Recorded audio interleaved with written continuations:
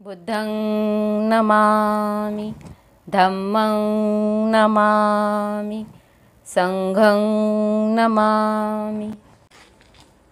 धम्म की पाठशाला या धम्मवर्गामध्ये आपणा सर्वांचं स्वागत। भगवान बुद्ध आणि त्यांचा धम्म या ग्रंथाचा आपण वाचन करत आहोत, अभ्यास करत आहोत। आज आपण चतुर्थ खंड भाग पहिला धर्म आणि धम्म, त्यामध्ये 1 धर्म म्हणजे काय, 2 धर्म धम्मापासून वेगळा कसा, 3 धर्माचे प्रयोजन आणि धम्माचे प्रयोजन। धर्म आणि धम्म यामध्ये 1 धर्म म्हणजे काय। धर्म हा एक अनिश्चित शब्द असून त्याचा एक ठराविक असा अर्थ नाही। वीज, पाऊस, पूर इत्यादी ज्या घटनांचे कार्यकारण भाव आदी मानवाला स्पष्ट करता येत नसत, तेव्हा त्यांच्या निग्रहाचा नावाने तो जे काही चमत्कारिक प्रयोग करी त्यांना जादू म्हणत। प्रारंभी धर्म आणि जादू ही एकरूपच होती। नैसर्गिक ज्या घटना आहेत, वीज, पाऊस, पूर, या कशामुळे घडतात हे कारण न कळाल्यामुळे आदी मानवाला ते स्पष्ट करता आले नाही आणि ते एक चमत्कारच आहे असे त्यांना वाटू लागले। धर्माच्या विकासाच्या दुसऱ्या अवस्थेत धर्माने विश्वास, धार्मिक कर्मकांड, विधी, प्रार्थना आणि यज्ञ असे स्वरूप धारण केले। धर्माच्या केंद्रबिंदूला ज्या विश्वासापासून प्रारंभ होतो तो विश्वास असा की अशी एक शक्ती आहे की जिच्यामुळे सर्व चमत्कार घडून येतात, परंतु जी आदी मानवाच्या ज्ञान सामर्थ्याच्या पलीकडे आहे। या अवस्थेत जादूची महती कमी झाली। आदिमानवांना वाटले की जो विश्वाचा प्रारंभ आहे ती एक चमत्कारच आहे। प्रारंभी ती अज्ञात व अज्ञेय शक्ती सैतानी समजली जाई, परंतु पुढे असे वाटू लागले की ती कल्याणकारकही आहे। जी शक्ती आहे ती सैतान असेल एखाद्या वेळेस किंवा कल्याणकारीही असेल। ती कल्याणकारी शक्ती प्रसन्न करून घ्यावयाला आणि त्या सैतानी शक्तीला संतुष्ट करण्यासाठी विश्वास, कर्मकांड, विधी यांची आवश्यकता भासली। आणि जी कल्याणकारी शक्ती आहे तिला प्रसन्न करण्यासाठी आणि सैतानी शक्तीला संतुष्ट करण्यासाठी विधी कराव्या लागल्या। यानंतर या शक्तीला ईश्वर अथवा निर्माता अशी संज्ञा देण्यात आली आणि जी शक्ती आहे त्या शक्तीला ईश्वर किंवा आत्मा असे म्हटले जाऊ लागले। यानंतरच्या धर्माच्या तिसऱ्या अवस्थेत देवानेच हे सर्व जग आणि माणसे निर्माण केली आहे अशी समजूत रूढ झाली आणि पुढच्या अवस्थेमध्ये हे जे जग आहे ते देवानेच निर्माण केले आहे अशी समज रूढ झाली। देवावर श्रद्धा, आत्म्याच्या अस्तित्वासंबंधीचा विश्वास, ईश्वर पूजा, चुकणाऱ्या आत्म्याची सुधारणा, प्रार्थना, विधी व यज्ञ, याग इत्यादींनी देवाला प्रसन्न करणे म्हणजे धर्म आणि हे सर्व आशय धर्म या नावाने व्यक्त झाले। आणि यापुढे देवावर जी श्रद्धा आहे, यज्ञ, याग आहे आणि त्याप्रमाणे देवाला प्रसन्न करणे हे जे आहे ते म्हणजेच धर्म होय। अशा प्रकारे त्याची विकास झाला। धर्म म्हणजे काय हे आपण आता पाहिले। 2 धम्म धर्मापासून वेगळा कसा। भगवान बुद्ध ज्याला धम्म म्हणून संबोधितो तो धर्मापासून मूलतः भिन्न आहे। असे म्हणतात की धर्म हा वैयक्तिक असून ज्याने त्याने तो स्वतः पुरताच मर्यादित ठेवावा, सार्वजनिक जीवनात त्यास अवसर देऊ नये। धर्म जो आहे तो वैयक्तिक असावा, सार्वजनिक नसावा। याच्या उलट धम्म हा सामाजिक आहे, तत्वतः तो सामाजिक आहे। याच्या उलट धम्म जो आहे तो सामाजिकदृष्ट्या मूलतः तो आहे। धम्म म्हणजे सदाचरण, म्हणजे जीवनाच्या सर्व क्षेत्रात माणसातील व्यवहार उचित असणे। धम्म म्हणजे सदाचरण होय। दुसऱ्या शब्दात सांगायचे म्हणजे समाज धम्माशिवाय असू शकत नाही। समाजाला खालीलपैकी कोणत्या ना कोणत्या तरी एक पर्याय पसंत करावाच लागतो। दुसऱ्या शब्दात सांगायचे म्हणजे समाज धम्माशिवाय असू शकत नाही। ज्यांना स्वातंत्र्य पाहिजे त्यांनी धम्माचा स्वीकार केला पाहिजे। धम्म म्हणजे काय आणि त्या धम्माची आवश्यकता काय। प्रज्ञा म्हणजे काय आणि तिची आवश्यकता का असावी। प्रज्ञा म्हणजे निर्मळ बुद्धी, खुळ्या समजुतीला जागा राहू नये म्हणून भगवान बुद्धाने प्रज्ञेला आपल्या धम्माच्या 2 कोनशिलांपैकी एका कोनशिले इतके महत्त्व दिले आहे। धम्म म्हणजे काय आणि त्याची आवश्यकता काय। प्रज्ञा म्हणजे काय। प्रज्ञा म्हणजे निर्मळ बुद्धी, सद्सद विवेक बुद्धी। धम्माच्या 2 कोनशिलांपैकी एक कोनशिला म्हणजे प्रज्ञा होय. करुणा म्हणजे काय आणि करुणेची आवश्यकता काय? करुणा म्हणजे प्रेम. करुणेशिवाय समाज जगू शकत नाही किंवा त्याची उन्नती होऊ शकत नाही. म्हणून बुद्धाने करुणेला आपल्या धम्मात दुसऱ्या कोनशिलेइतके महत्त्व दिले आहे.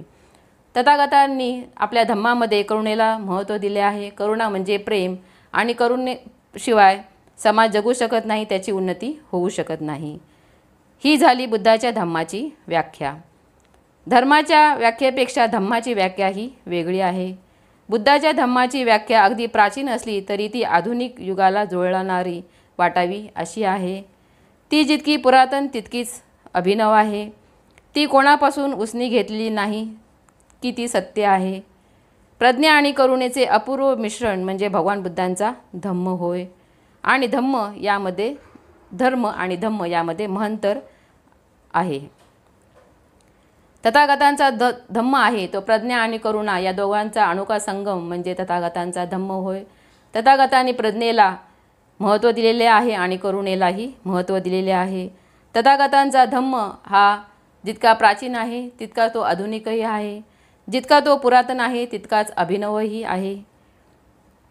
3. धर्माचे प्रयोजन आणि धम्माचे प्रयोजन.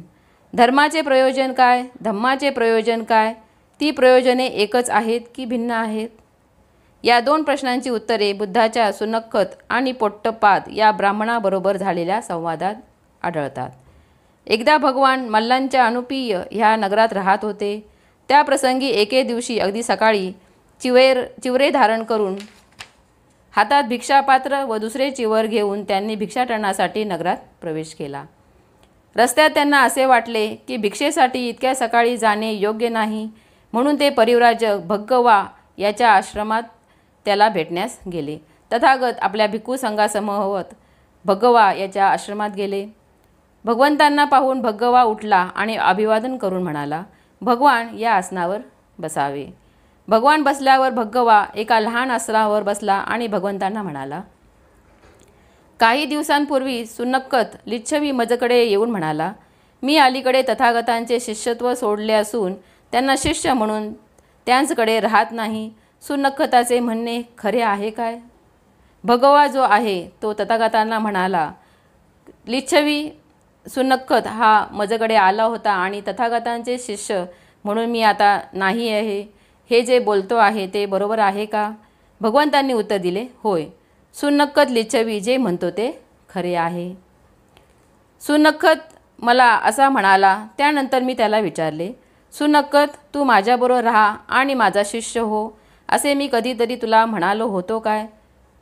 तथागत भगवा याला सांगतात, सुनक्कत जेव्हा मला म्हणाला की मी आपला शिष्य राहतो आहे किंवा नाही राहत आहे, असं काही आपल्यात बोलणं झाले आहे का? भगवंतांनी उत्तर दिले, होय. सुनक्कत लिच्छवी जे म्हणतो ते खरे आहे. सुनक्कत मला असा म्हणाला. त्यानंतर मी त्याला विचारले, सुनक्कत तू माझ्याबरोबर राहा आणि माझा शिष्य हो, असे मी कधी तुला म्हणालो होतो काय? तथागत भगवा याला म्हणतात, मी सुनक्कताला म्हणालो की तू माझा शिष्य हो आणि माझ्याजवळ राहा, असे मी तुला कधी म्हणालो होतो काय? सुनक्कताने मला उत्तर दिले, नाही. तुम्ही कधीच तसे मला सांगितले नाही. मी त्याला विचारले, आणि तू तरी असे कधी म्हणाला होतास काय की शिष्य म्हणून मी भगवंताच्या छत्राखाली राहीन? नाही भगवान, नाही. नंतर मी त्याला विचारले, जर मी तुला सांगितले नव्हते आणि तू विचारले नव्हतेस तर मग सोडून जाण्याची भाषा तू का करतोस? भगवा याला तथागत सांगतात की सुनक्कताला मी शिष्य म्हणून राहा किंवा तोही मला म्हणाला नाही की शिष्य म्हणून मी राहीन, मग सोडून जाण्याची तो भाषा का करतो आहे? पण भगवान, आपण सामान्य माणसाच्या शक्तीबाहेरील असे चमत्कार मला करून दाखवित नाही, सुनक्कत बोलला. त्यावर सुनक्कत भगवंतांना म्हणाला की आपण मला चमत्कार का करून दाखवित नाहीत? अरे सुनक्कता, मी तुला तसे कधी तरी म्हटले होते काय की तू मला गुरु म्हणून स्वीकार कर आणि मी तुझ्यासाठी असामान्य चमत्कार करून दाखवीन? तथागत भगवा याला म्हणतात की मी सुनक्कताला असा कधी म्हणालो होतो काय की तुला मी चमत्कार करून दाखवेन? नाही भगवान, तुम्ही असे कधीच आश्वासन दिले नाही. जर मी तसे बोललो नसेल आणि तूही तसा बोलला नशील तर मग मला सोडून जाण्याची भाषा का?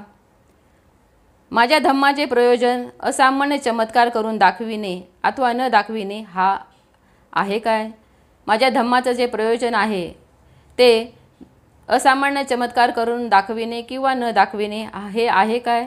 माझ्या धम्माचा उद्देश जो त्या धम्मानुसार आचरण करतो तो आपल्या दुःखाचा नाश करू शकतो हा आहे. आणि माझ्या धम्माचा प्रयोजन जे आहे ते धम्मानुसार आचरण करणे आणि दुःखातून मुक्त होणे असं आहे. भगवान, परंतु आपण मला वास्तुजातीचा आरंभ कसा झाला याचा साक्षात्कार घडवीत नाही. त्यापुढे शौनकाद भगवंतांना म्हणतो की आपण वस्तुजातीचा जो आरंभ आहे त्याविषयी मला सांगा. शौनकता, मी तुला कधीतरी असे म्हटले होते काय की तू माझा शिष्य हो आणि मी तुला वस्तुजातीच्या आरंभाचा साक्षात्कार घडवीन? तथागत भगवा याला सांगतात, मी शौनकताला विचारले की वस्तुजातीचा आरंभाचा साक्षात्कार घडवीन असं मी तुला कधी म्हणालो होतो काय? नाही भगवान, नाही, असं शौनकाद भगवंतांना म्हणाला. जर मीही तुला असे आश्वासन दिले नव्हते आणि तूही तशी मागणी केली नव्हतीस, मग माझ्या धम्माचे उद्देश जो त्या धम्मानुसार आचरण करतो तो आपल्या दुःखाचा परिहार करू शकतो हे नव्हे काय? जर मीही तुला आश्वासन दिले नव्हते आणि तूही मला आश्वासन दिले नव्हते, तर मग धम्मानुसार आचरण करणे आणि दुःखातून मुक्त होणे हाच माझ्या धम्माचा उद्देश आहे. ह्या संवादावरून स्पष्ट होते की धर्म ह्या कल्पनेत वस्तुजातीच्या आरंभाचा साक्षात्कार ह्याला महत्त्व आहे, धम्माच्या कल्पनेत ते नाही. ह्या दोघांच्या संवादावरून, तथागतांच्या आणि शौनकाद याच्या संवादावरून लक्षात येते की भगवान बुद्धांच्या धम्मामध्ये साक्षात्काराला, चमत्काराला थारा नाही. अशा प्रकारे तथागतांनी आपल्याला धर्म आणि धम्म यातील फरक या ठिकाणी स्पष्ट केलेला आहे. आपण ग्रंथाचे श्रवण केले. आपणाप्रती मंगलकामना. नमो बुद्धाय. जय भीम.